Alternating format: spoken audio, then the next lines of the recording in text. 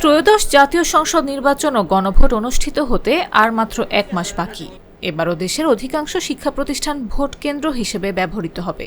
নির্বাচন কমিশন এই বিষয়ে প্রস্তুতি নিতে চিঠি দিলেও বাস্তবে শিক্ষা প্রশাসনে দেখা যাচ্ছে গড়িমসি ও অনিশ্চয়তা।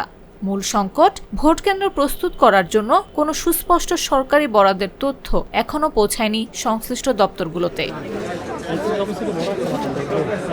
শিক্ষা প্রশাসনের কর্মকর্তারা বলছেন, বরাদ্দের নির্দেশনা না থাকায় সংস্কার, মেরামত কিংবা আনুষঙ্গিক প্রস্তুতি শুরু করা সম্ভব হয়নি।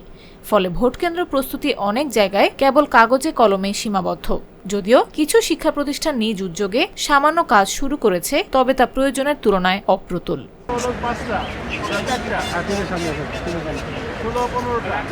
গেল 28 ডিসেম্বর ইসি সচিবালয় থেকে স্থানীয় সরকার বিভাগ ও শিক্ষা প্রকৌশল অধিদপ্তরে পাঠানো চিঠিতে ভোট কেন্দ্র সংস্কার ও সিসি ক্যামেরা স্থাপনে ইসির অনুমতির প্রয়োজন হবে না বলে জানানো হয়। কিন্তু বাস্তবে শিক্ষা প্রকৌশল অধিদপ্তর ও এলজিইডি কর্মকর্তারা বরাদ্দ বিষয়ে কিছুই জানেন না বলে দাবি করেছেন।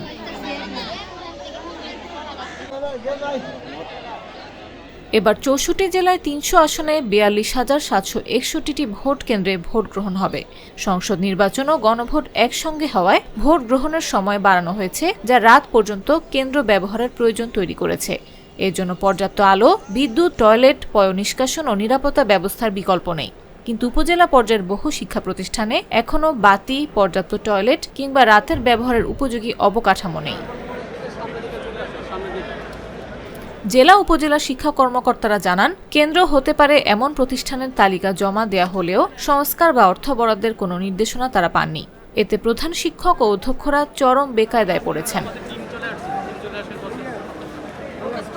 ইসি সচিব আক্তার আহমেদ বরাদ্দ না পাওয়ার অভিযোগ নাকচ করে বলেন, কেউ গড়িমসি করলে কমিশন ব্যবস্থা নেবে। তবে মাঠ পর্যায়ে প্রস্তুতির চিত্র ভিন্ন। সময়ের সঙ্গে সঙ্গে অনিশ্চয়তা আরও স্পষ্ট হয়ে উঠছে। নিউজ ডেস্ক, জাগো নিউজ।